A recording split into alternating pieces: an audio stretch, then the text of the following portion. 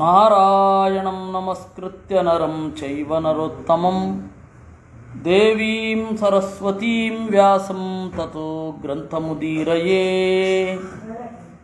ವಿಜಾನತಾಂ ಅವಿತ್ತಸ್ಯ ಮಧ್ವಸ್ಯ ಜಗತಿ ಗುರೋಃ ಪೂರ್ವಾಚಾರ್ಯಮಹಿಷ್ಠಾನಾಂ ಇಯಂ ಪ್ರಣತಿಮಾಲಿಕಾ ಪೂರ್ಣಜ್ಞಾನಾಯ ವಿದ್ಮಹೇ ಪೂರ್ಣಾನಂದಾಯ ಧೀಮಹಿ ತನ್ನೋ ವ್ಯಾಸ ಪ್ರಚೋದಯಾತ್. ಹೋದ ಬಾರಿ ನಾವು ನೋಡಿದ್ದೆವು ಸೌಭರಿ ನವಯೌವನದ ದೇಹವನ್ನು ಧರಿಸಿದ.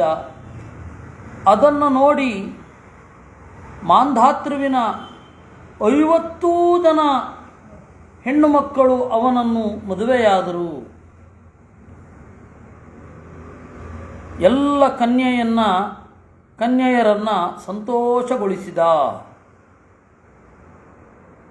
ತತ್ರ ಚ ಅಶೇಷ ಶಿಲ್ಪ ಕಲ್ಪ ಪ್ರಣೇತಾರಂ ಧಾತಾರಮಿವ ಅನ್ಯಂ ವಿಶ್ವಕರ್ಮಾಣಂ ಆಹೂಯ ಸಕಲ ಕನ್ಯಾನಾಂ ಏಕೈಕಸ್ಯಾಹ ಪ್ರೋತ್ಫುಲ್ಲ ಪಂಕಜಾಹ ಕೂಜತ್ ಕಲಹಂಸ ಕಾರಂಡವಾದಿ ವಿಹಂಗಮ ಅಭಿರಾಮ ಜಲಾಶಯಾಃ ಸೋಪಧಾನಾಃ ಸಾವಕಾಶಾಃ ಸಾಧು ಶಯ್ಯಾ ಪರಿಚ್ಛದಾಃ ಪ್ರಾಸಾದಾಃ ಕ್ರಿಯಂತಾಮಿತ್ಯಾದಿದೇಶ.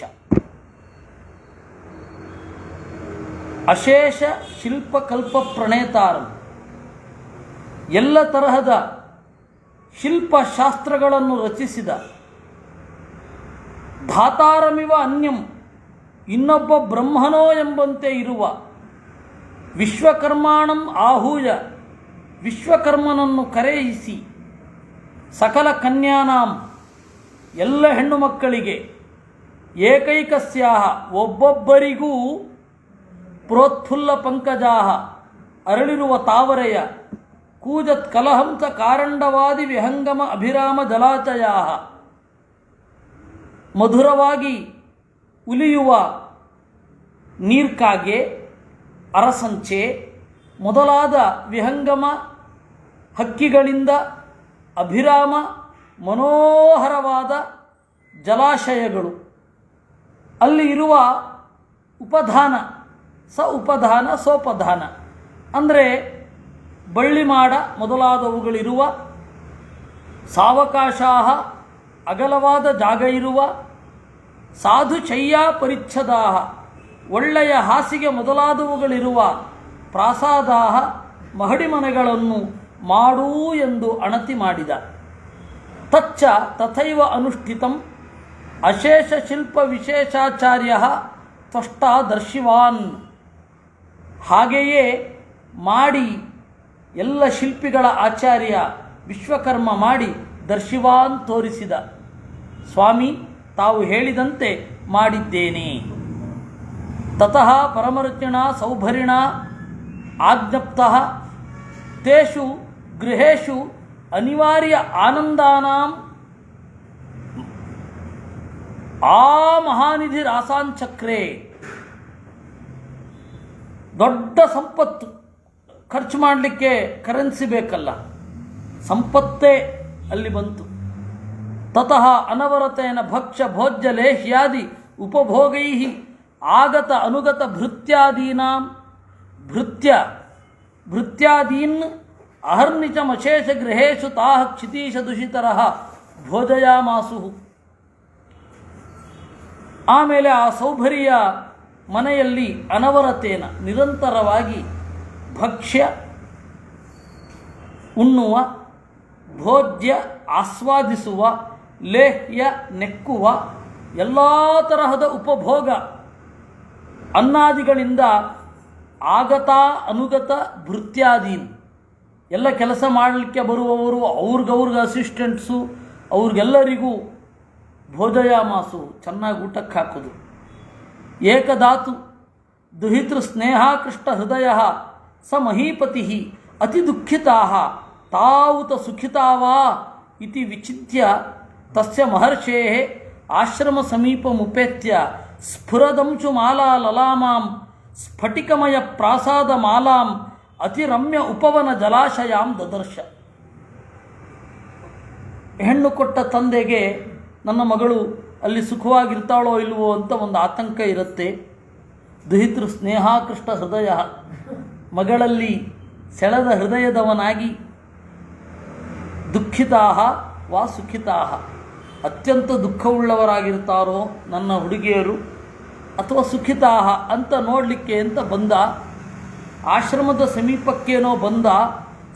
ಆದರೆ ನೋಡಿದ್ದು ಸ್ಫುರದಂಶುಮಾಲಾ ಲಲಾಮಾಂ, ಬೆಳಕಿನ ಸಮೂಹವೋ ಎಂಬಂತೆ ಇರುವ ಸ್ಫಟಿಕಮಯ ಪ್ರಾಸಾದ ಮಾಲಾಂ, ಹೊಳೆಹೊಳೆಯುವ ಸ್ಫಟಿಕದಿಂದ ಮಾಡಿದ ಮಹಡಿ ಮನೆಗಳೇ ಮೊದಲಾದವುಗಳಿಂದ ಕೂಡಿರುವ ಅತಿರಮ್ಯ ಉಪವನ ಜಲಾಶಯಾಂ, ಅತ್ಯಂತ ಮನೋಹರವಾದ ಉದ್ಯಾನ ಮತ್ತು ಸರೋವರಗಳಿರುವ ಒಂದು ಜಾಗವನ್ನು ದದರ್ಶ ನೋಡಿದ.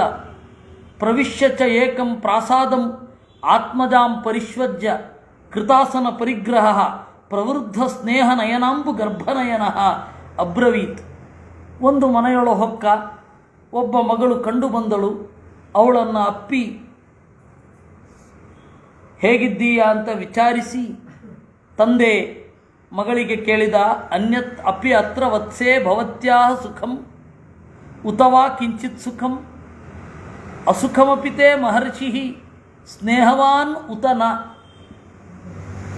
ಮಗಳೇ ವತ್ಸೆ ಅತ್ರ ಭವತ್ಯಾಹ ಸುಖಂ, ಇಲ್ಲಿ ನಿನಗೆ ಸುಖವೋ, ಉತ ಕಿಂಚಿದ್ ಅಸುಖಂ, ಸ್ವಲ್ಪವಾದರೂ ಅಸುಖ ಇದೆಯೋ, ಅಪಿತೇ ಮಹರ್ಷಿ ಸ್ನೇಹವಾನ್, ನಿನ್ನಲ್ಲಿ ಆ ಋಷಿ ಸ್ನೇಹವಂತನಾಗಿ ಇದ್ದಾನೋ.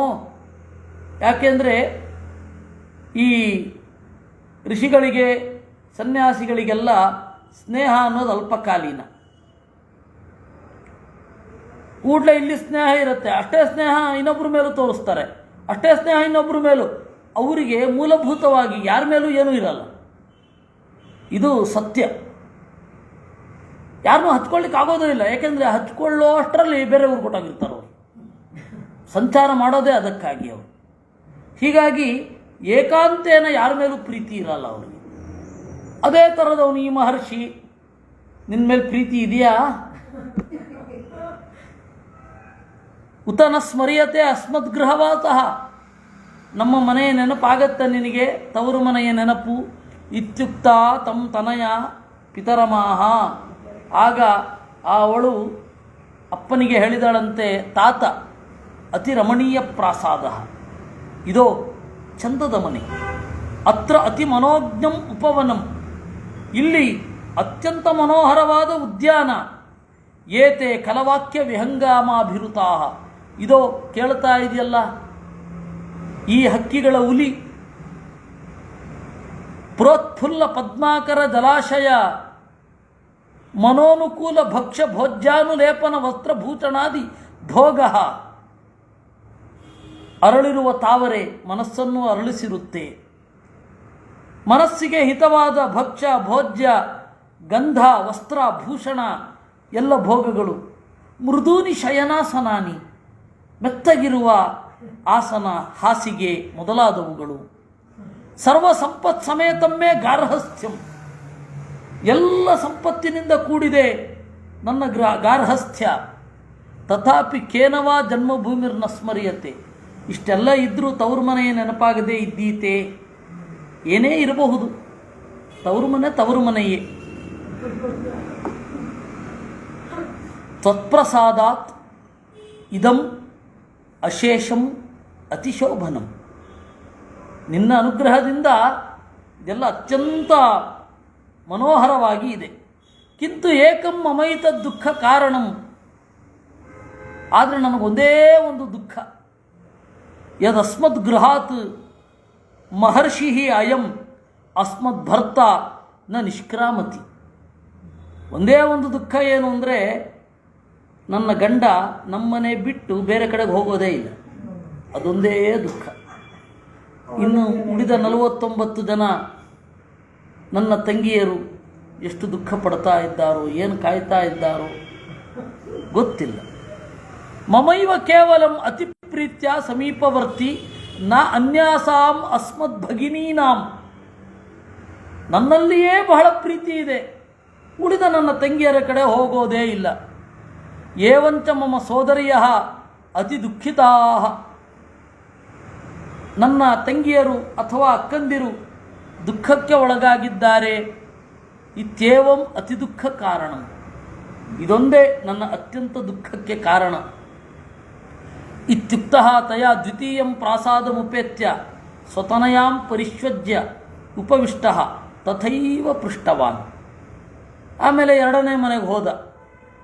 ಪ್ರಶ್ನೆ ರಿಪೀಟ್, ಉತ್ತರ ಏನು ಮತ್ತೆ ಅದು ರಿಪೀಟೇ.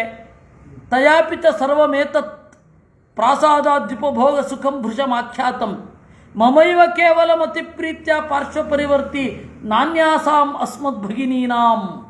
ಅವಳು ಅದನ್ನೇ ಹೇಳು, ಅಯ್ಯೋ ಯಾವಾಗಲೂ ನಮ್ಮನಲ್ಲೇ ಇರ್ತಾನೆ, ನನ್ನ ಬೇರೆ ಕಡೆಗೆ ಹೋಗೋದೇ ಇಲ್ಲ ಅಂತ.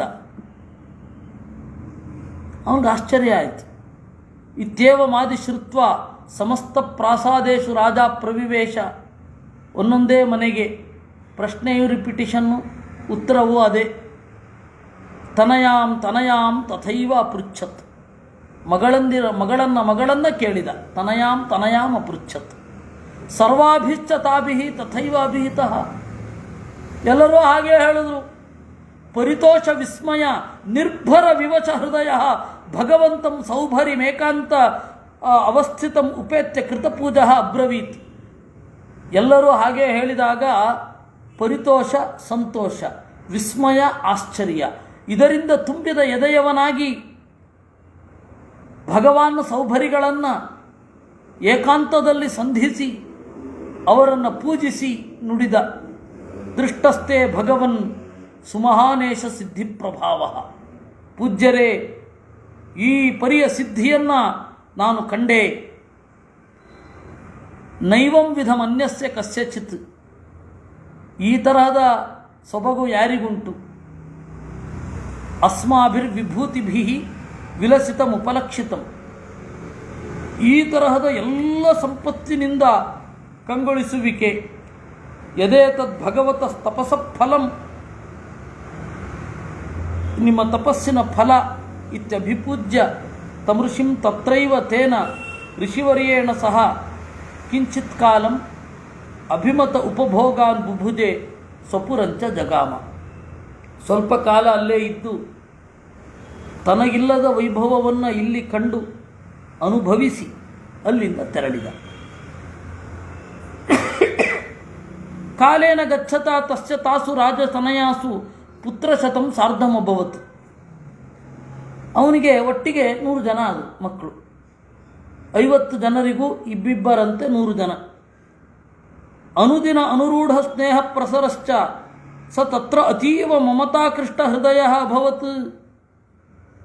ಪ್ರತಿ ದಿವಸವೂ ಕೂಡ ಮಕ್ಕಳು ಬೆಳೀತಾ ಇದ್ದ ಹಾಗೆ ಮಕ್ಕಳ ಮೇಲಿನ ಪ್ರೀತಿಯೂ ಬೆಳೀತಾ ಹೋಯಿತು. ಅಪ್ಯೇತೆ ಅಸ್ಮತ್ ಪುತ್ರಾಹ ಕಲಭಾಚಿಣಃ, ನಮ್ಮ ಮಕ್ಕಳು ತೊದಲಾಡುತ್ತಿದ್ದಾರೆ.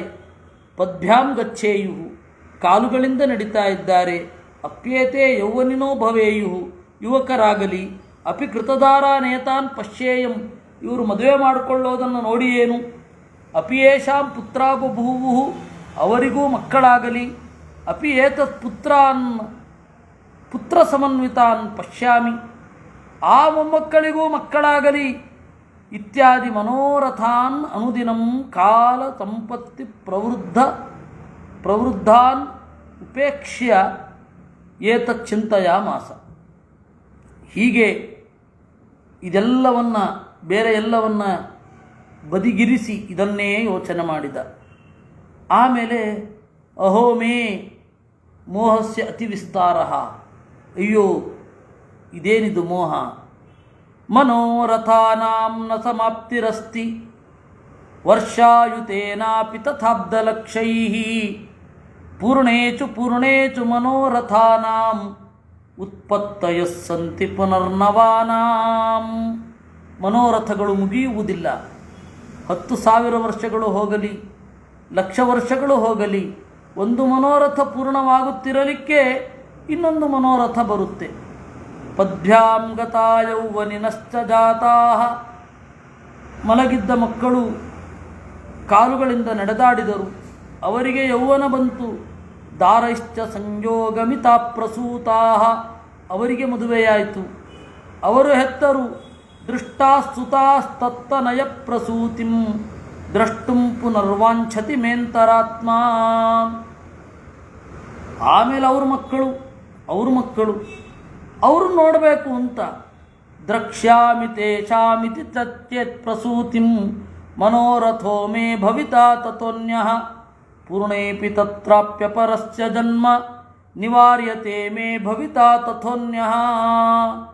ಆದ್ದರಿಂದ ಅವ್ರನ್ನ ನೋಡ್ತಾ ಇರಲಿಕ್ಕೆ ಮತ್ತೆ ಆ ಮೃತ್ಯತೋ ನೈವ ಮನೋರಥಾನಾಂ ಅಂತೋಸ್ತಿ ವಿಜ್ಞಾತಮಿದಂ ಮಯಾದ್ಯ. ನಾನು ಬೇಗ ತಿಳ್ಕೊಂಡೆ, ಸಾಯುವವರೆಗೆ ಮನೋರಥ ಮುಗಿಯುವುದಿಲ್ಲ. ಮನೋರಥಾಸಕ್ತಿ ಪರಸ್ಯ ಚಿತ್ತಂ ನ ಜಾಯತೆ ವೈ ಪರಮಾರ್ಥ ಸಂಗೀ. ಈ ಮನೋರಥಗಳಲ್ಲಿ ತೊಡಗಿದ್ರೆ ಇದನ್ನು ದಾಟಿರುವ ಒಂದು ಸ್ಥಿತಿಯನ್ನು ನಾನು ಹೇಗೆ ಪಡೆದೇನು?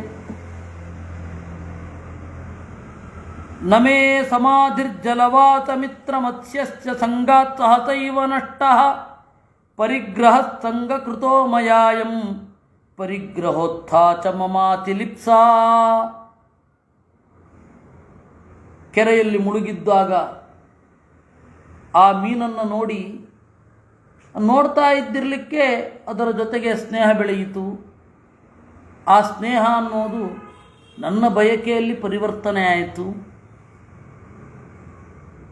ಪರಿಗ್ರಹೋತ್ಥಾ ಚ ಮಮಾತಿ ಲಿಪ್ಸಾ, ನನಗೆ ಮದುವೆ ಆಗಬೇಕು ಅಂತ ಅನ್ನಿಸಿತು. ದುಃಖಂ ಯದೈವೈಕ ಶರೀರ ಜನ್ಮ ಶತಾರ್ಧ ಸಂಖ್ಯಾಕಮಿದಂ ಪ್ರಸೂತಂ ಪರಿಗ್ರಹೇಣ ಕ್ಷಿತಿಪಾತ್ಮಜಾನಾಂ ಸುತೈರನೇಕೈರ್ಬಹಲೀಕೃತಂ ತತ್. ಒಂದು ಜನ್ಮವೇ ದುಃಖ ಅಂತ ಇರುವಾಗ, ಒಂದು ದೇಹದ ಪರಿಗ್ರಹವೇ ದುಃಖ ಅಂತ ಇರುವಾಗ 50 ದೇಹಗಳನ್ನು ನಾನು ಪರಿಗ್ರಹಿಸಿದ್ದೇನೆ. ಸುತಾತ್ಮಜೈಸ್ತತ್ತನಯೈಶ್ಚ ಭೂಯಶ್ಚ ತೇಚಾಂಚ ಪರಿಗ್ರಹೇಣ ವಿಸ್ತಾರಮೇಷ್ಯತ್ಯತಿ ದುಃಖ ಹೇತು ಪರಿಗ್ರಹೋ ಮೇ ಮಮತಾಭಿಮಾನ. ನನ್ನದು ಅನ್ನುವ ಅಭಿಮಾನ ಬೆಳೀತಾ ಹೋಯಿತು. ಚೀರ್ಣಂ ತಪೋಯತ್ತು ಜಲಾಶ್ರಯೇಣ ತಸ್ಯರ್ಧಿರೇ ಚ ತಪಸೋಂತರಾಯ. ನಾನು ನೀರಿನ ಒಳಗೆ ಮುಳುಗಿ ಮಾಡಿದ ತಪಸ್ಸು ಏನಿದೆ ಅದರ ಫಲಿತಾಂಶ ಏನು ಅಂದರೆ ಈ ತಪೋಭಂಗ. ತಪಸ್ಸಿನ ಸಮೃದ್ಧಿಯೇ ತಪಸ್ಸಿಗೆ ಭಂಗ ಉಂಟು ಮಾಡಿತು. ಮತ್ಸ್ಯಸ್ಯ ಸಂಗಾದ ಭವಚ್ಚಯೋ ಮೇ ಸುತಾದಿರಾಗೋ ಮುಷಿತೋಸ್ಮಿತೇನ. ಈ ಮೀನಿನ ಸಂಘದಿಂದ ನನಗೆ ಮಕ್ಕಳು ಬೇಕು ಅಂತ ಅನ್ನಿಸಿತು. ನಿಸ್ಸಂಗತಾ ಮುಕ್ತಿ ಪದಂ ಯತೀನಾಂ ಸಂಗಾದ ಚೇತ ಪ್ರಭವಂತಿ ದೋಚಾಃ ಆರೂಢಯೋಗೋ ವಿನಿಪಾತ್ಯತೇಧಃ ಸಂಗೇನ ಯೋಗಿ ಕಿಮುತಾಲ್ಪಬುದ್ಧಿ. ಸಂಘವನ್ನು ತೊರೆಯುವುದೇ ಮುಕ್ತಿಪದ.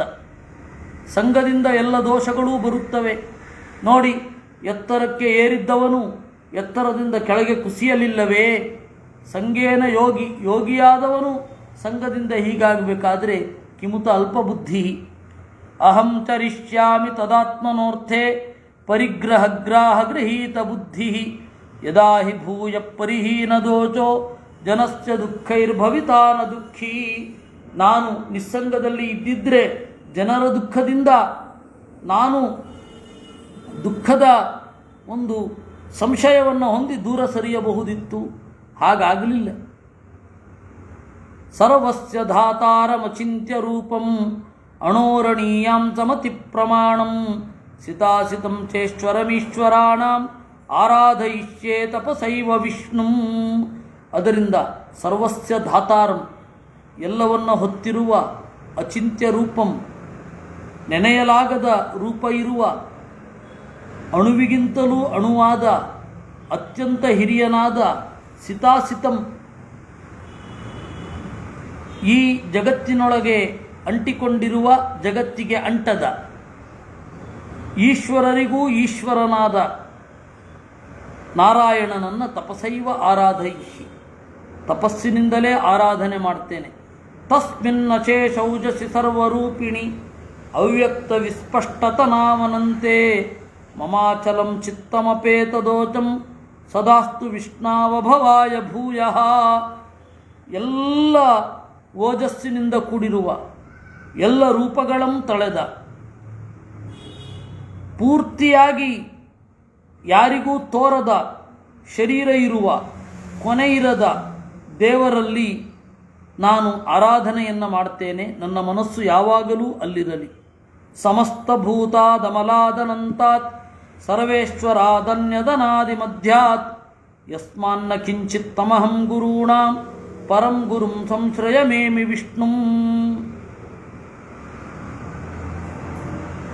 ಎಲ್ಲವನ್ನೂ ಧರಿಸಿರುವ ನಿರ್ಮಲನಾದ ಅನಂತನಾದ ಸರ್ವೇಶ್ವರನಾದ ಅನಾದಿ ಮಧ್ಯನಾದ ನಾರಾಯಣನಿಗಿಂತ ಮಿಗಿಲಾಗಿ ಇನ್ನೇನೂ ಇಲ್ಲ, ಅವನನ್ನು ಚಿಂತಿಸುತ್ತೇನೆ ಅಂತ.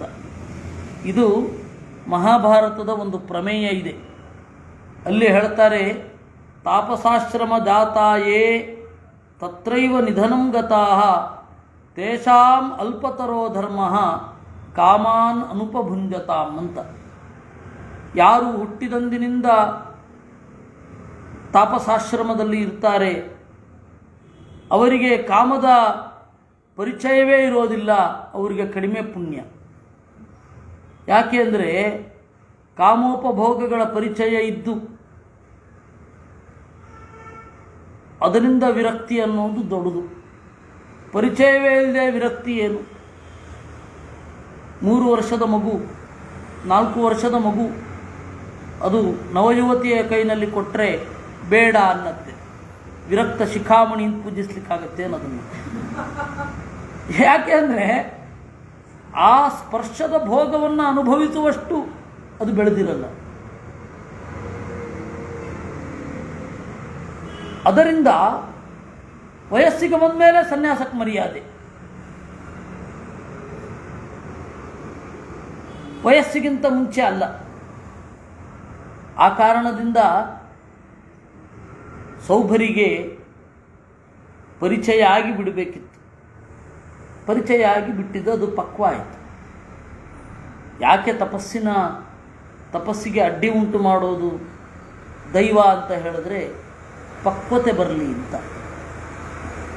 ಇತಿ ಆತ್ಮಾನಂ ಆತ್ಮನೈವ ಅಭಿಧಾಯ ಅಸೌ ಸೌಭರಿ ಅಪಹಾಯ ಪುತ್ರ ಗೃಹಾಸನ ಪರಿಚ್ಛಾದಿಕಂ ಅಚೇತಮರ್ಥಜಾತಂ ಸಕಲ ಭಾರ್ಯಾ ಸಮನ್ವಿತ ವನಂ ಪ್ರವಿವೇಶ. ಈ ರೀತಿಯಾಗಿ ಆತ್ಮಾನಂ ಅಭಿಧಾಯ, ತನಗೆ ತಾನೇ ಹೇಳಿಕೊಂಡು, ಆತ್ಮಾನಂ ಆತ್ಮನೈವ ಅಭಿಧಾಯ, ಎಲ್ಲವನ್ನ ತೊರೆದು, ಭಾರ್ಯಾತಮನ್ವಿತ ವನಂ ಪ್ರವಿವೇಶ, ಹೆಂಡತಿಯರೊಡಗೂಡಿ ಕಾಡನ್ನು ಹೊಕ್ಕ. ತತ್ರಾಪಿ ಅನುದಿನಂ ವೈಖಾನಸ ನಿಷ್ಪಾದ್ಯಂ ಅಶೇಷ ಕ್ರಿಯಾ ಕಲಾಪಂ ನಿಷ್ಪಾದ್ಯ ಕ್ಷಪಿತ ಸಕಲ ಪಾಪ ಪರಿಪಕ್ವ ಮನೋವೃತ್ತಿ ಆತ್ಮನಿ ಅಗ್ನಿಯನ್ನು ಸಮಾರೋಪ್ಯ ಭಿಕ್ಷುರಭವತಿ. ಅಲ್ಲಿಯೂ ಕೂಡ ವೈಖಾನಸಾಗಮಾದಿಗಳಿಂದ ಅಥವಾ ವೈಖಾನಸ ಋಷಿಗಳಿಂದ ಮಾಡಲು ಯೋಗ್ಯವಾದ ಎಲ್ಲ ಕ್ರಿಯಾಕಲಾಪಗಳನ್ನು ಗೈದು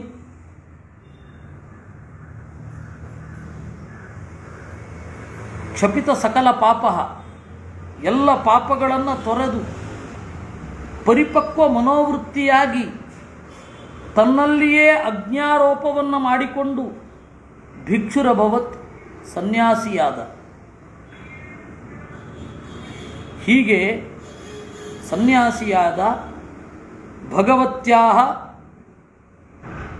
ಭಗವತಿ ಆಸಜ್ಯ ಅಖಿಲಂ ಕರ್ಮ ಕಲಾಪಂ ಹಿತ್ವ ಅನಂತಂ ಅಜಂ ಅನಾದಿ ನಿಧನಂ ಅವಿಕಾರಂ ಅರಣಾದಿ ಧರ್ಮಂ ಅವಾಪ ಪರಮಂ ಅನಂತಂ ಪರ್ವತಾಂ ಅಚ್ಯುತಂ ಪದಂ. ಭಗವತಿ ಪರಮಾತ್ಮನಲ್ಲಿ ಅಖಿಲಂ ಕರ್ಮ ಕಲಾಪಂ, ಎಲ್ಲ ಕರ್ಮ ಸಮೂಹವನ್ನು ಆಸಜ್ಯ ಇತ್ತು, ಕರ್ಮಕಲಾಪವನ್ನು ತೊರೆದು ಅನಂತಂ ಅಜಂ ಅನಾದಿ ನಿಧನಂ ಅವಿಕಾರಂ ಅರಣಾದಿ ಧರ್ಮಂ, ಎಲ್ಲರನ್ನ ಪಾಲನೆ ಮಾಡುವ ಸ್ವಭಾವದ ದೇವರನ್ನು ಹೊಂದಿದ ಅವನಿಂದ ದೇವರ ಸ್ಥಾನವನ್ನೇ ಪಡೆದ. ಅಂದರೆ ದೇವರು ಇದ್ದ ಜಾಗ ಅಲ್ಲಿಗೆ ಹೋಗಿ ಸೇರಿಕೊಂಡ ಅಂತ. ಇತ್ಯೇತತ್ ಮಾಂಧಾತೃ ದೃಹಿತೃ ಸಂಬಂಧಾತ್ ಆಖ್ಯಾತಂ. ಮಾಂಧಾತೃವಿನ ಪ್ರಸಂಗ ಬಂದಾಗ ಅವನ ಮಗಳಂದಿರ ಬಗ್ಗೆ ಹೇಳಿದ್ದಾಯಿತು. ಯಶ್ಚ ಏತತ್ ಸೌಭರಿ ಚರಿತ ಮನುಸ್ಮರತಿ, ಯಾರು ಈ ಸೌಭರಿಯ ಚರಿತ್ರೆಯನ್ನು ನೆನಪಿಸಿಕೊಳ್ತಾನೆ, ಪುರಾಣದಲ್ಲಿ ಪಠತಿ ಹೇಳ್ತಾನೆ, ಪಾಠಯತಿ ಓದಿಸುತ್ತಾನೆ, ಶೃಣೋತಿ ಕೇಳುತ್ತಾನೆ, ಶ್ರಾವಯತಿ ಕೇಳಿಸುತ್ತಾನೆ, ಧರತಿ ಅವಧಾರಯತಿ ಅದನ್ನು ಹೃದಯದ ಒಳಗಡೆ ಗಟ್ಟಿಯಾಗಿ ಧರಿಸಿಕೊಳ್ಳುತ್ತಾನೆ, ಲಿಖತಿ ಲೇಖಯತಿ ಶಿಕ್ಷಯತಿ ಅಧ್ಯಾಪಯತಿ ಉಪದಿಶತಿ ವಾ, ಬರೆಯೋದು ಬರೆಸೋದು, ಬೇರೆಯವರಿಗೆ ಹೇಳೋದು, ಅಧ್ಯಾಪನ ಮಾಡೋದು, ಉಪದೇಶ ಮಾಡೋದು. ತಸ್ಯ ಷಡ್ ಜನ್ಮಾನಿ ದುಸ್ಸಂತತಿ ಅಸದ್ಧರ್ಮೋ ವಾಂಗ್ಮನತಯೋ ಅಸನ್ಮಾರ್ಗಾಚರಣಂ ಅಶೇಷ ಹೇತುಷು ವಾ ಮಮತ್ವಂ ನ ಭವತಿ. ಅವನಿಗೆ 6 ಜನ್ಮಗಳು ಕೆಟ್ಟದಾಗುವುದಿಲ್ಲ. 6 ಜನ್ಮಗಳು ಅವನಿಗೆ ಕೆಟ್ಟದಾಗೋದಿಲ್ಲ. ಅಂದರೆ ಕೆಟ್ಟ ಜನ್ಮದಲ್ಲಿ ಬರಲ್ಲ, ಅವನು ಪಡೆದ ಜನ್ಮದಲ್ಲಿ ತೀವ್ರವಾಗಿ ಕೆಟ್ಟದಾಗುವುದಿಲ್ಲ. ಎಲ್ಲಕ್ಕಿಂತ ಮಿಗಿಲಾಗಿ ಕೆಟ್ಟ ದಾರಿಯನ್ನು ನೋಡಿದಾಗ ಅನುಸರಿಸಬೇಕು ಅಂತ ಅನಿಸಲ್ಲ. ಕೆಟ್ಟ ಜನರನ್ನು ನೋಡಿದಾಗ ಇವರ ಸ್ನೇಹ ಮಾಡಬೇಕು ಅಂತ ಅನಿಸಲ್ಲ. ಇದು ಸೌಭರಿ ಚರಿತೆಯ ಫಲ. ಭಾಗವತದಲ್ಲಿ ಹೇಳಲಿಲ್ಲ, ಅದನ್ನು ವಿಷ್ಣು ಪುರಾಣದಲ್ಲಿ ಹೇಳೋದು. ಇಲ್ಲಿ ಹೇಳಿದ್ದೀನಲ್ಲ ಅಂತ ಅಲ್ಲಿ ಹೇಳಿರಲ್ಲ. ಹೀಗೆ ಚತುರ್ಥೇ ಅಂಶೇ ದ್ವಿತೀಯೋಧ್ಯಾಯ. ಅತಶ್ಚ ಮಾಂಧಾತು ಪುತ್ರ ಸಂತತಿರಭಿಧೀಯತೆ. ಮಾಂಧಾತೃವಿನ ಹೆಣ್ಣು ಮಕ್ಕಳ ಬಗ್ಗೆ ಹೇಳಿ ಆಯಿತು. ಮಾಂಧಾತೃವಿನ ಗಂಡು ಮಕ್ಕಳ ಬಗ್ಗೆ ಹೇಳ್ತೇವೆ. ಮಾಂಧಾತೃ ಸತ್ತಿದ್ದು ಲವಣಾಸುರನಿಂದ, ಅದು ರಾಮಾಯಣದಿಂದ ಗೊತ್ತಾಗತ್ತೆ. ಮಾಂಧಾತೃವಿನ ಮಗ ಅಂಬರೀಷ. ಅಂಬರೀಷನ ಮಗ ಯುವನಾಶ್ವ. ಯುವನಾಶ್ವನ ಮಗ ಹಾರೀತ. ಹಾರೀತನ ಮಗ ಅಂಗೀರಸ. ಅವ್ರ ಬಗ್ಗೆ ಹೇಳ್ತಾರೆ. ರಸಾತಳೆ ಮೌನೇಯ ನಾಮ ಗಂಧರ್ವಾ ಬಭೂವು ಷಟ್ಕೋಟಿ ಸಂಖ್ಯಾತಾ. ರಸಾತಳದಲ್ಲಿ ಮೌನೇಯರು ಅಂತ ಗಂಧರ್ವರು 6 ಕೋಟಿ ಜನ. ತೈಹಿ ಅಶೇಷಾಣಿ ನಾಗಕುಲಾನಿ ಅಪಹೃತಾನಿ ಅಪಹೃತ ಪ್ರಧಾನ ರತ್ನಾಧಿಪತ್ಯಾನಿ ಅಕ್ರಿಯಂತ. ಆ ಮೌನೇಯರು ಅನ್ನುವ ಗಂಧರ್ವರು ನಾಗರ ಮನೆಯಿಂದ ಸಂಪತ್ತನ್ನು ಅಪಹರಿಸಿಕೊಂಡು ಬಂದರು. ತೈಶ್ಚ ಗಂಧರ್ವ ವೀರ್ಯಾವಧೂತೈ ಉರಗೇಶ್ವರೈ ಸ್ತೂಯಮಾನ ಅಶೇಷ ದೇವೇಶ ಸ್ತವಶ್ರವಣೋನ್ಮೀಲಿತ ಉನ್ನಿದ್ರ ಪುಂಡರೀಕ ನಯನ ದಲಚಯನ ನಿದ್ರಾವತಾನಾತ್ ಪ್ರಬುದ್ಧ ಪ್ರಣಿಪತ್ಯ ಅಭಿಹಿತ. ಆ ಎಲ್ಲ ನಾಗರು ಸೀದಾ ಸಮುದ್ರದ ಮಧ್ಯದಲ್ಲಿ ಮಲಗಿರುವ ದೇವರನ್ನು ಕುರಿತು ಸ್ತೋತ್ರ ಮಾಡಿದರು. ಆಗ ದೇವರೇನು ಮಾಡಿದ? ಉನ್ಮೀಲಿತ ಉನ್ನಿದ್ರ ಪುಂಡರೀಕ ನಯನ. ನಿದ್ರೆ ಇರಲಿಲ್ಲ ಅವನಿಗೆ, ಸ್ಫುಟವಾಗಿ ಇತ್ತು. ಯೋಗ ನಿದ್ರೆ ಅಂತ. ಯೋಗ ನಿದ್ರೆ ಅಂದರೆ ಜ್ಞಾನಪೂರ್ವಕವಾದ ಕಣ್ಮುಚ್ಚುವಿಕೆ. ಟಕ್ಕ ಕಣ್ತೆರೆದ, ಅವನಿಗೆ ನಮಸ್ಕಾರ ಮಾಡಿದ್ರು. ಇವರೆಲ್ಲ ಹೇಳಿದ್ರು, ಭಗವನ್ ಅಸ್ಮಾಕಮೇತೇಭ್ಯೋ ಗಂಧರ್ವೇಭ್ಯೋ ಭಯಮುತ್ಪನ್ನಂ ಕಥಂ ಉಪಶಮಂ ಯೇಷ್ಯತಿ. ನಮಗೆ ವಿಪರೀತ ಭಯ ಈ ಗಂಧರ್ವರಿಂದ, ಈ ಪರಿಹಾರ ಆಗೋದು ಹೇಗೆ ಭಯ ಅಂತ ಕೇಳಿದ್ರು. ಆಹಚ ಭಗವಾನ್ ಅನಾದಿ ನಿಧನ ಪುರುಷೋತ್ತಮ. ಆಗ ದೇವರು ಹೇಳಿದ, ಯೋಸೌ ಯೌವನಾಶ್ವಸ್ಯ ಮಾಂಧಾತು ಪುರುಕುತ್ಸನಾಮ ಪುತ್ರ. ಪುರುಕುತ್ಸ, ಇವನು ವೇದದಲ್ಲಿಯೂ ಬರ್ತಾನೆ, ನರ್ಮದೆಯ ಗಂಡ ಪುರುಕುತ್ಸ. ಈ ಹೆಸರು ಮರ್ತೋಗಿತ್ತು, ನಾವು ನೋಮಿಸ್ಕೊಂಡೆ ಕೇಳ್ಕೊಂಡು ಹಾಂ, ಅದಕ್ಕೋಸ್ಕರ ಹೇಳಿ ಅಂತ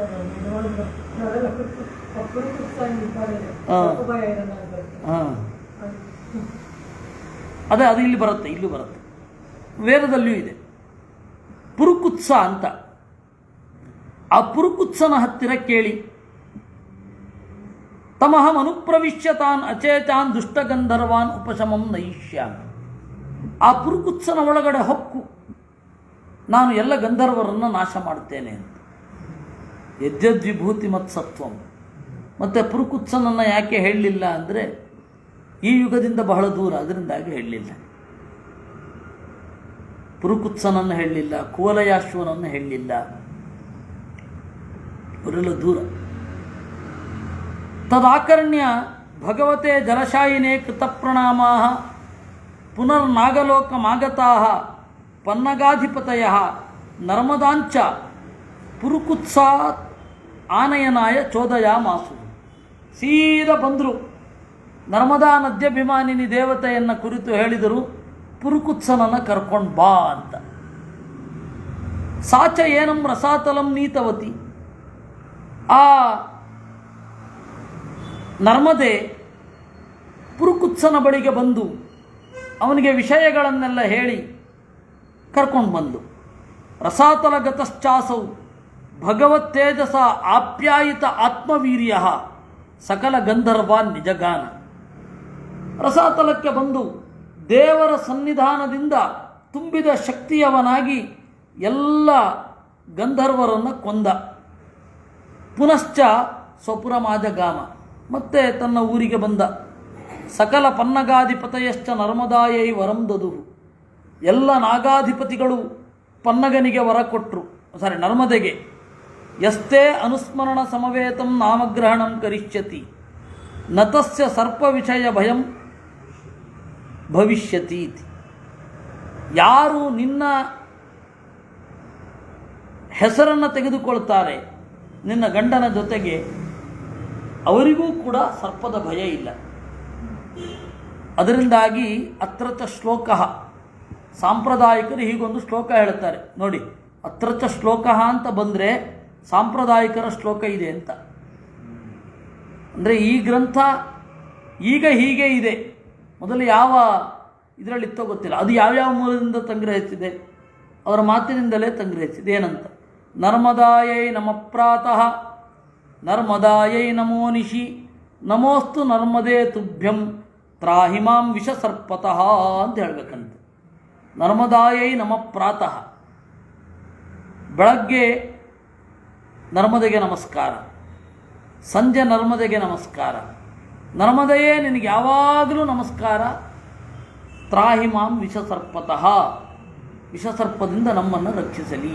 ಈಗೇನು ಪರಿಸ್ಥಿತಿ ಆಗಿದೆ ಅಂದರೆ ವಿಷಸರ್ಪಗಳೆಲ್ಲ ಹೋಗಿ ಮನುಷ್ಯರಿಂದ ನಮಗೆ ರಕ್ಷಣೆ ಕೊಡಿಸಿ ಅಂತ ಕೇಳಬೇಕು, ಹಾಗಾಗಿದೆ. ಹೌದು, ಮೊದಲು ಆಶ್ಲೇಷ ಬಲಿ ಮಾಡಿಸ್ತಾನೆ ಇರಲಿಲ್ಲ, ಅಪರೂಪ ಇರ್ತಿತ್ತು. ಆಶ್ಲೇಷ ಬಲಿ ಮಾಡಿಸ್ಬೇಕು ನೀವು ಸುಬ್ರಹ್ಮಣ್ಯಕ್ಕೆ ಹೋಗಬೇಕು. ಊರೂರಿನಲ್ಲೂ ಇವತ್ತು ಆಶ್ಲೇಷ ಬಲಿ ಮಾಡುತ್ತೋ ಪುರೋಹಿತರಿದ್ದಾರೆ. ಅನ್ಯಾಯ ಅಂತ ಒಂದು ಕೊರಳು ಅಂದಿತ್ತು. ಇದಕ್ಕೆ ನಾನು ಹೇಳಿದೆ, ಅಪ್ಪ ಆಗಿನ ಜನಕ್ಕೆ ಸೆನ್ಸ್ ಇತ್ತು, ಅದರಿಂದಾಗಿ ಸರ್ಪಹತ್ಯೆ ನಡೀತಾ ಇದ್ದದ್ದು ಅಪರೂಪ. ಈಗ ಹೊಸ ಬಡಾವಣೆ ನಿರ್ಮಾಣ ಆಗಬೇಕಾದ್ರೆಲ್ಲ ಒಂದು ಸರ್ಪ ಸಾಯ್ತಾ ಇರುತ್ತೆ. ಅದರಿಂದಾಗಿ ಈಗ ಜಾಸ್ತಿ. ಅದಕ್ಕನುಗುಣವಾಗಿ ಪ್ರಕೃತಿ ಪೂರೈಕೆ ಮಾಡಿದೆ. ಏಕೆಂದರೆ ಪ್ರಕೃತಿಯದ್ದು ಅದರದ್ದೇ ಆದ ಒಂದು ಸಿಸ್ಟಮ್ ಇರುತ್ತೆ, ಅದು ನಮ್ಮ ತರ್ಕಕ್ಕೆಲ್ಲ ನಿಲ್ಕಲ್ಲ. ಅದು ನಾವಿಲ್ಲಿ ಕಣ್ಣಿಗೆ ಕಾಣುವ ತರ್ಕಗಳನ್ನೆಲ್ಲ ಮಾಡ್ತಾ ಕೂತ್ರೆ ಅದು ಹಂಗಾಗಲ್ಲ. ಯಾರೋ ಒಬ್ಬ ಆನೆ ಅನ್ನೋದು ಹಸಿರು ತಿನ್ನತ್ತೆ. ಒಂದು ದಿವಸಕ್ಕೆ ಎಷ್ಟೋ ಟನ್ ತಿನ್ನತ್ತೆ ಒಂದು ಆನೆ, ಅಥವಾ 1 ಟನ್ನು ಅಂತಲೇ ಇಟ್ಕೊಳ್ಳಿ. 1 ಟನ್ನು ಹಸಿರು ಹುಲ್ಲನ್ನು ತಿಂದರೆ, ಹಸಿರು ಎಲೆಗಳನ್ನು ತಿಂದರೆ ಆ ತರಹದ ಎಷ್ಟು ಆನೆ ಇರಬೇಡ. ಆ ಆನೆಗಳು ಸತ್ತೋದ್ರೆ ಇದು ಉಳಿಯುತ್ತೆ, ಹಸಿರು ಉಳಿಯುತ್ತೆ, ಕಾಡು ಬೆಳೆಯುತ್ತೆ ಅಂತ ಯೋಚನೆ ಮಾಡಿ ಒಂದು ಟೆಡ್ ಟಾಕಲ್ಲೂ ಇದೆ. ಅವನು ಆನೆಗಳನ್ನೆಲ್ಲ ಕೊಂಡ್ಕೊಂಬಂದ್ಬಿಟ್ಟ. ಆದರೆ ಅವನ ಲೆಕ್ಕದ ಪ್ರಕಾರ, ಅವನ ತರ್ಕದ ಪ್ರಕಾರ ಕಾಡು ಬೆಳಿಬೇಕಿತ್ತು, ಇನ್ನೂ ಕಡಿಮೆ ಆಯಿತು. ಅದರಿಂದಾಗಿ ನಾವು ಇಲ್ಲಿ ಹೊರಗಡೆ ಮಾಡುವ ತರ್ಕಕ್ಕನುಗುಣವಾಗಿ ಪ್ರಕೃತಿ ಇಲ್ಲ. ಪ್ರಕೃತಿಯ ತರ್ಕ ಏನು ಅನ್ನೋದನ್ನು ನಾವು ನೋಡಬೇಕಾಗತ್ತೆ. ಅದಕ್ಕೆ ಅದರದ್ದೇ ಆದ ಒಂದು ಸಿಸ್ಟಮ್ ಇರುತ್ತೆ. ಇತಿ ಉಚ್ಚಾರ್ಯ ಅಹರ್ನಿಜಂ ಅಂಧಕಾರ ಪ್ರವೇಶೇವ ಸರ್ಪೈರ್ನ ಅದೃಶ್ಯತೆ ನಚಾಪಿ ಕೃತಾರ್ನ ಸ್ಮರಣ ಭುಜ ವಿಷಮಪಿ ಭುಕ್ತಂ ಉಪಘಾತಾಯ ಭವತಿ. ಈ ರೀತಿಯಾಗಿ ತಿಳಿದು ಕತ್ತಲಲ್ಲಿ ನರ್ಮದೆಗೆ ನಮಸ್ಕಾರ ಮಾಡಿ ಕತ್ತಲ ಒಳ ಹೊಕ್ಕರೂ ಕೂಡ ಸರ್ಪ ಅವನನ್ನು ಕಾಣಲ್ಲ, ಕಂಡ್ರೂ ಕಚ್ಚಲ್ಲ. ಯಾರು ಈ ರೀತಿ ಅನುಸ್ಮರಣೆ ಮಾಡ್ತಾನೆ ಅವನು ವಿಷ ತಿಂದರೂ ಜೀರ್ಣ ಆಗೋಗುತ್ತೆ. ನರ್ಮದೆಯ ಸ್ಮರಣೆ ಮಾಡಿಕೊಂಡು ವಿಷ ತಿಂದರೂ ಜೀರ್ಣ ಆಗೋಗುತ್ತೆ. ಸೂರ್ಯನನ್ನು ಯಾಕೆ ತೋರಿಸ್ಬೇಕಲ್ವಾ? ಸಾಕಿಷ್ಟು. ಸಂಭವತಿ ಲಘೂಪಾಯೇ ಗುರೂಪಾಯೋಪದೇಶ ನಮ್ಮಂತ. ತೀರ ಸಣ್ಣದರಿಂದಲೇ ಕೆಲಸ ಆಗುವಾಗ ಏನೋ ಮಾಡಲಿಕ್ಕೆ ಹೋಗೋದು ಬೇಕಿಲ್ಲ. ಉದಾಹರಣೆಗೆ ಬಾಯಾರಿಕೆ ಆಗ್ತಾ ಇದೆ, ನೀರು ಕೊಡಿ ಅಂತ ಕೇಳಿದ್ರೆ, ಓ ನೋಡು ಕರೆಕ್ಟಾಗಿ ಇನ್ನು 1 ಗಂಟೆಗೆ ಫ್ಲೈಟ್ ಇದೆ, 10 ಫ್ಲೈಟನ್ನು ಇಳಿ ಗಂಗೆಯ ಇದು ಕಾಶಿಯಲ್ಲಿ, ಹೋಗು ಗಂಗೆಯ ತೀರಕ್ಕೆ, ತೋಡು ಬಾವಿಯನ್ನು, ಇಲ್ಲೇ ಒಂದು ಲೋಟ ನೀರು ತಂದು ಕೊಡ್ಬೋದಲ್ಲ. ಹಾಗೆ ವಿಷ ತಿಂದುಬಿಟ್ಟೆ ಅಂತಂದರೆ ನರ್ಮದಾ ಸ್ಮರಣೆ ಮಾಡಿದ್ರೆ ಆಯಿತು. ಅದಕ್ಕಾಗಿ ಅರ್ಧ ಗಂಟೆ ಸೂರ್ಯ ಲೇಟಾಗಿ ಮುಳುಗಿದ್ರೆ ಅಥವಾ ಇದ್ದಕ್ಕಿದ್ದಂಗೆ ಧುತ್ ಅಂತ ಸೂರ್ಯ ಬಂದುಬಿಟ್ರೆ ಪ್ರಕೃತಿಯಲ್ಲಿ ಆಗುವ ಅಸಮತೋಲನ ಏನು ಅಂತ ಯೋಚನೆ ಮಾಡೋದು ಬೇಡವೇ?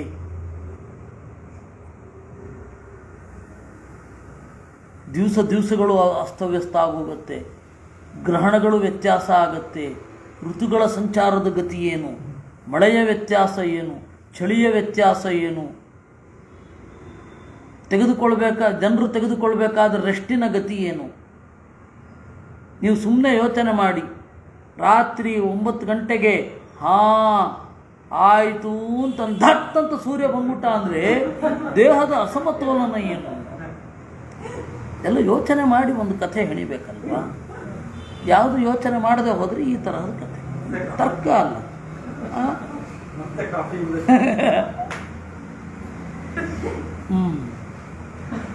ಅದರಿಂದ ನಿಜ. ಯಾಕೆಂದ್ರೆ ಅಮೆರಿಕಲ್ಲಿ ಕೆಲವು ಭಾಗದಲ್ಲಿ 8:45-9 ಗಂಟೆವರೆಗೂ ಸನ್ಸೆಟ್ ಆಗಲ್ಲ.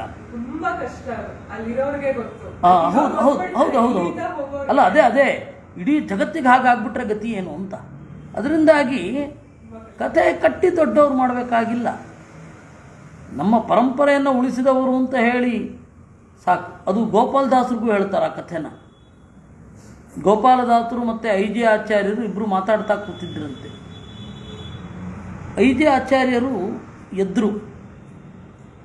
ಯಾಕೆ ಅಂತ ಕೇಳಿದ್ರೆ ಅರ್ಘ್ಯ ಪ್ರದಾನ ಆಗಬೇಕು, ನಾನು ಅರ್ಘ್ಯ ಕೊಡೋವರೆಗೂ ಸೂರ್ಯ ಮುಳುಗಲ್ಲ ಅಂದರು.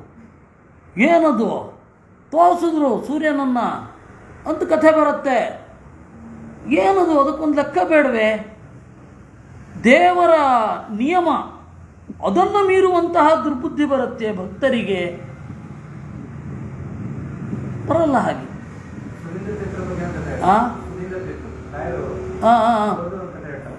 ಎಲ್ಲ ಕಥೆನೂ ಒಂದೇ ಥರ. ಅದೇ ಎಲ್ಲರ ಕಥೆನೂ ಒಂದೇ ರೀತಿ, ಏನು ಮಾಡ್ಲಿಕ್ಕಾಗಲ್ಲ.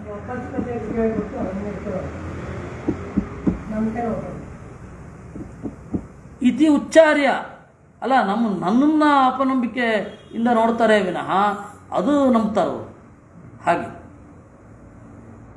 ಪುರುಕುತ್ಸಾಯ ವಿಷಮಪಿ ಭುಕ್ತಂ ಉಪಘಾತಾಯ ನ ಭವತಿ. ಪುರುಕುತ್ಸಾಯ ಸಂತತಿ ವಿಚ್ಛೇದೋ ನ ಭವಿಷ್ಯತೀತಿ ಉರಗಪತಯೋ ವರಂ ದದುಹು. ಪುರುಕುತ್ಸನಿಗೆ ಸಂತತಿ ವಿಚ್ಛೇದ ಆಗಲ್ಲ ಅಂತ ಹೇಳಿ ವರವನ್ನಿತ್ತರು. ಪುರುಕುತ್ಸೋ ನರ್ಮದಾಯಾಂ ತ್ರಸದ್ದಸ್ಸು ಮಜೀಜನತ್. ಪುರುಕುತ್ಸ ನರ್ಮದಾ ಅಂತನ್ನುವ ಸ್ತ್ರೀಯಲ್ಲಿ ಅಂದರೆ ನದ್ಯಭಿಮಾನಿನಿಯಲ್ಲಿ ತ್ರಸದ್ದಸ್ಯುವನ್ನು ಪಡೆದ. ತ್ರಸದ್ದಸ್ಯುವಿನಿಂದ ಹುಟ್ಟಿದ್ದೇ ಅನರಣ್ಯ. ಎಂ ರಾವಣೋ ದಿಗ್ವಿಜಯೇ ಜಘಾನ. ರಾವಣ ದಿಗ್ವಿಜಯದಲ್ಲಿ ಅವನನ್ನು ಕೊಂದ. ಅವನು ಅನರಣ್ಯ ಸಾಯ್ತಾನೇ ಹೇಳಿದ್ದು, ಅಂತ ಹರಿಸ್ತೆ ಮಮ ವಂಶ ಇತ್ತಂ. ಮುಂದೆ ನನ್ನ ಕುಲದಲ್ಲಿ ಬರುವ ನಾರಾಯಣ ನಿನ್ನನ್ನು ಕೊಲ್ತಾನೆ ಅಂತ ಹೇಳಿ ಸತ್ತ. ಅಲ್ಲ, ಅದನ್ನೇನು ಶಾಪ ಕೊಡೋದು ಅಂದರೆ, ಶಾಪ ಕೊಡೋದು ಬೇಕಾಗಿರಲಿಲ್ಲ. ಆದರೆ ರಾವಣ ನಕ್ಕ. ವಿಜಯದಿಂದ ನಗೋದು ಬೇರೆ, ಕೊಂದು ಅವಮಾನ ಮಾಡೋದು ಬೇರೆ. ಕೊಲ್ಲೋದಲ್ಲದೆ ಕೊಲ್ತಾ ಇರ್ಬೇಕಾದ್ರೆ ಅವಮಾನ ಬೇರೆ ಮಾಡ್ತಾನೆ. ಅವಾಗ ಶಾಪ ಕೊಟ್ಟಿದ್ದು. ಸೊ ತ್ರಸದ್ದಸ್ಯುವಿನ ಮಗ ಅನರಣ್ಯ. ಆ ಅನರಣ್ಯನ ಮಗ ಪೃಷದಶ್ವ. ಪೃಷದಶ್ವನ ಮಗ ಪುತ್ರ. ಪುತ್ರನ ಮಗ ಹಸ್ತ. ತಸ್ಯ ಚ ತತಶ್ಚ ಸುಮನಾಹ. ಅವನ ಮಗ ಸುಮನಸ್. ಸುಮನಸ್ಸನ ಮಗ ತ್ರಿಧನ್ವ. ತ್ರಿಧನ್ವನ ಮಗ ತ್ರಯ್ಯಾರುಣಿ. ತ್ರಯ್ಯಾರುಣಿಯ ಮಗ ಸತ್ಯವ್ರತ. ಅವನನ್ನೇ ತ್ರಿಶಂಕು ಅಂತ ಕರೆದ್ರು. ಯೋಸೌ ತ್ರಿಶಂಕು ಸಂಜ್ಞಾಂ ಅವಾಪ. ಸಹ ಚಂಡಾಲತಾಮುಪಗತಶ್ಚ. ಆ ಸತ್ಯವ್ರತ ಚಂಡಾಲನಾಗಿ ಹೋದ. 12 ವಾರ್ಷಿಕ್ಯಾಂ ಅನಾವೃಷ್ಟ್ಯಾಂ ವಿಶ್ವಾಮಿತ್ರ ಕಳತ್ರ ಅಪತ್ಯ ಪೋಷಣಾರ್ಥಂ ಚಾಂಡಾಲ ಪ್ರತಿಗ್ರಹ ಪರಿಹರಣಾಯ ಚ ಜಾಹ್ನವೀ ತೀರ ನೆಗ್ರೋಧೆ ಮೃಗಮಾಂಸಂ ಅನುದಿನಂ ಬಬಂಧ. 12 ವರ್ಷದ ಭೀಕರವಾದ ಬರಗಾಲ ಬಂತು. ಆ ಬರಗಾಲ ತಪ್ಪಿಸ್ಲಿಕ್ಕಾಗಿ, ಬರಗಾಲದ ಪರಿಣಾಮವನ್ನು ತಪ್ಪಿಸ್ಲಿಕ್ಕಾಗಿ, ವಿಶ್ವಾಮಿತ್ರನ ಹೆಂಡತಿ ಮತ್ತು ಮಕ್ಕಳನ್ನು ಸಾಕಲಿಕ್ಕಾಗಿ ಅವ ಏನು ಮಾಡಿದ? ಪ್ರತಿ ದಿವಸ ಅವರ ಆಶ್ರಮದ ಎದುರುಗಡೆ ಇರುವ ಮರದಲ್ಲಿ ಜಿಂಕೆ ಮಾಂಸವನ್ನು ನೇತಾಕ್ತಾ ಇದ್ದ.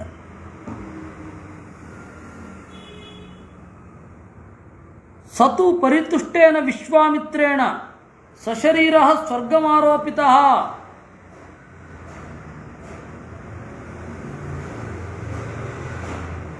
ವಿಶ್ವಾಮಿತ್ರ ಬಹಳ ಸಂತೋಷಗೊಂಡ.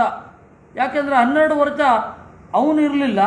ನಾನಿಲ್ಲದ ಸಂದರ್ಭದಲ್ಲಿ ನನ್ನ ಭೃತ್ಯನಂತೆ ಹೆಂಡತಿ ಮಕ್ಕಳನ್ನು ಪಾಲನೆ ಮಾಡಿದ್ದಾನೆ ಅಂತ ಹೇಳಿ ಏನಾಗಬೇಕು ಅಂತ ಕೇಳ್ದ. ಆಗಲೇ ಸಶರೀರ ಸ್ವರ್ಗದ ಕಾನ್ಸೆಪ್ಟ್ ಬಂದಿದೆ. ಈ ಶರೀರದಿಂದಲೇ ಸ್ವರ್ಗವನ್ನು ನೋಡಬೇಕು ಅಂತ. ತ್ರಿಶಂಕೋ ಹರಿಶ್ಚಂದ್ರ. ತ್ರಿಶಂಕುವಿನ ಮಗ ಹರಿಶ್ಚಂದ್ರ. ಹರಿಶ್ಚಂದ್ರನ ಮಗ ರೋಹಿತಾಶ್ವ. ಅವನ ಮಗ ಹರಿತ. ಹರಿತನ ಮಗ ಚಂಚು. ಚಂಚುವಿಗೆ 2 ಮಕ್ಕಳು, ವಿಜಯ ವಸುದೇವ. ಆಮೇಲೆ ಆ ವಿಜಯ ಅನ್ನುವವನಿಗೆ ರುರುಕ, ರುರುಕನಿಗೆ ವೃಕ, ವೃಕನಿಗೆ ಬಾಹು ಅಂತ ಮಗ. ಅವನು ಹಯ ತಾಲ ಜಂಗಾದಿಭಿ ಪರಾಜಿತ ಅಂತರ್ವತ್ನ್ಯಾಸಃ ವನಂ ಪ್ರವಿವೇಶ. ಆ ಬಾಹು ಅಸಮರ್ಥ. He was not capable to rule. ಆಳ್ವಿಕೆ ಮಾಡಲಿಕ್ಕೆ ಬರ್ತಿರಲಿಲ್ಲ. ಹಯರು ತಾಲಜಂಗರು ಬಿದ್ದರು. ವಿಪರೀತ ವಿಷಯ ಭೋಗದಲ್ಲಿದ್ದ ಅಂತ ಇಟ್ಕೊಳ್ಳಿ. ತಪ್ಪಿಸಿಕೊಂಡು ಗರ್ಭಿಣಿ ಸ್ತ್ರೀಯ ಜೊತೆಗೆ ಕಾಡುಗೊಟ್ಟೋದ. ತಸ್ಯಾಶ್ಚ ಸಪತ್ನ್ಯಾ ಗರ್ಭಸ್ತಂಭನಾಯ ಗರೋದತ್ತ. ಹಲವಾರು ಜನ ಹೆಂಡಿರಿದ್ರು. ಒಬ್ಬಳು ಗರ್ಭಿಣಿ, ಇನ್ನೊಬ್ಬಳಿಗೆ ಅಸೂಯೆ ಆಯಿತು ಅವಳ ಮೇಲೆ, ವಿಷ ಕೊಟ್ಬಿಟ್ರು. ಗರ್ಭ ನಾಶ ಆಗೋಗಲಿ ಅಂತ. ತೇನಾಸ್ಯ ಗರ್ಭ 7 ವರ್ಷಾಣಿ ಜಠರಯೇವ ತಸ್ಥೌ. ಆ ಗರ್ಭ 7 ವರ್ಷ ಇದ್ದೇ ಇತ್ತು. ಸಚ ಬಾಹು ವೃದ್ಧಭಾವಾತ್ ಔರ್ವಾಶ್ರಮ ಸಮೀಪೆ ಮಮಾರ. ಮಗನ ನೋಡದೆ ಬಹಳ ವೃದ್ಧ ಆದ್ದರಿಂದಾಗಿ ಔರ್ವ ಅನ್ನುವ ಋಷಿಯ ಆಶ್ರಮದ ಪಕ್ಕ ಸತ್ತೋದ ಅವನು ಬಾಹು. ಸಾ ತಸ್ಯ ಭಾರ್ಯ ಚಿತೀಂ ಕೃತ್ವ ತಮ್ಮ ಆರೋಪ್ಯ ಅನುಮರಣಕೃತ ನಿಶ್ಚಯಾಭೂತ್. ಅವಳು ಸತಿ ಹೋಗಬೇಕು ಅಂತ ಹೋದ್ಲು. ಅಥೈತಾಂ ಅತೀತಾನಾಗತ ವರ್ತಮಾನ ಕಾಲತ್ರಯವೇದಿ ಭಗವಾನ್ ಔರ್ವಃ ಸ್ವಾಶ್ರಮಾನ್ ನಿರ್ಗತ್ಯ ಅಬ್ರವೀತ್. ಆಗ ಭವಿಷ್ಯವನ್ನು ತಿಳಿದ ಔರ್ವ ತನ್ನ ಆಶ್ರಮದಿಂದ ಹೊರಬಂದು ನುಡಿದ, ಅಲಮಲಮನೇನ ಅಸದ್ಗ್ರಾಹೇಣ ಅಖಿಲ ಭೂಮಂಡಲಪತಿ ಅತಿವೀರ್ಯ ಪರಾಕ್ರಮ ನೈಕಯಜ್ಞಕೃತ್ ಅರಾತಿ ಪಕ್ಷ ಕ್ಷಯಕರ್ತ ತವೋದರೇ ಚಕ್ರವರ್ತಿ ತಿಷ್ಠತಿ. ಸಾಕು ಸಾಕು, ಅಲಮಲಮನೇನ ಅಸದ್ಗ್ರಾಹೇಣ, ತಪ್ಪು ತಿಳುವಳಿಕೆ ನಿಲ್ಲಲಿ. ನಿನ್ನ ಹೊಟ್ಟೆಯ ಒಳಗಡೆ ಎಲ್ಲ ಭೂಮಂಡಲದ ಒಡೆಯ ಪರಾಕ್ರಮಿ, ಬಹಳ ಯಜ್ಞಗಳಂಗೈಯುವವ, ಹಗೆಗಳನ್ನು ಮಣಿಸುವವ ಚಕ್ರವರ್ತಿ ಇದ್ದಾನೆ. ನೈವ ಮತಿಸಾಹಸಾಧ್ಯವಸಾಯಿನಿ ಭವತಿ ಭವತು, ದುಡುಕಬೇಡ ನೀನು ಇತ್ಯುಕ್ತ ಸಾ ತಸ್ಮಾತ್ ಅನುಸರಣಾತ್ ನಿರ್ಬಂಧಾದ್ ವಿರರಾಮ ತೇನೈವ ಚ ಭಗವತ ಸ್ವಾಶ್ರಮ ಸಮಾನೀತ. ಅವನು ತನ್ನ ಆಶ್ರಮಕ್ಕೆ ಒಯ್ದ. ಯಾರು? ಔರ್ವ ತನ್ನ ಆಶ್ರಮಕ್ಕೆ ಒಯ್ದ. ತತ್ರ ಕತಿಪಯ ದಿನಾಭ್ಯಂತರೇ ತಹೈವತೇನ ಗರೇಣ ಅತಿ ತೇಜಸ್ವಿ ಬಾಲಕೋ ಜಜ್ಞೆ. ಕೆಲವು ದಿವಸ ಆದಮೇಲೆ ಮಗು ಹುಟ್ಟಿತು. ವಿಷ ಪ್ರತ್ಯೇಕವಾಗಿತ್ತು, ಮಗುವಿನ ದೇಹಕ್ಕೆ ಅಂಟಿರಲಿಲ್ಲ. ತಸ್ಯ ಔರ್ವಃ ಜಾತಕರ್ಮಾದಿ ಕ್ರಿಯಾ ನಿಷ್ಪಾದ್ಯ ಸಗರ ಇತಿ ನಾಮಚಕಾರ. ಸಗರ, ಗರ ಅಂದರೆ ವಿಷ, ಸಗರ ಅಂದರೆ ವಿಷದ ಜೊತೆಗೆ ಹುಟ್ಟಿದವ ಅಂತ. ಕೃತೋಪನಯನಂ ಚೈನಂ ಔರ್ವೋ ವೇದಶಾಸ್ತ್ರಾಣಿ ಅಸ್ತ್ರಂಚ ಆಗ್ನೇಯಂ ಭಾರ್ಗವಾಕ್ಷಂ ಅಧ್ಯಾಪಯಾಮಾಸ. ಉಪನಯನ ಮಾಡಿ ಆಗ್ನೇಯಾಸ್ತ್ರವನ್ನು ಉಪದೇಶಿಸಿದ. ಇಷ್ಟು ನಾವು ಹೀಗೆ ನೋಡಬಹುದು. ಮುಂದೆ ಸಗರ, ಸೌದಾತ, ಖಟ್ವಾಂಗ, ರಾಮ ಎಲ್ಲರ ಚರಿತ್ರೆಯೂ ಬರುತ್ತೆ. ಅದನ್ನು ಮುಂದಿನ ಭಾನುವಾರ ನೋಡೋಣ. ಈಗ ಸರಿಯಾಗಿ 12 ಗಂಟೆಗೆ ವಿಷ್ಣು ತತ್ವ ನಿರ್ಣಯ ಆಗುತ್ತೆ. ಕೃಷ್ಣ.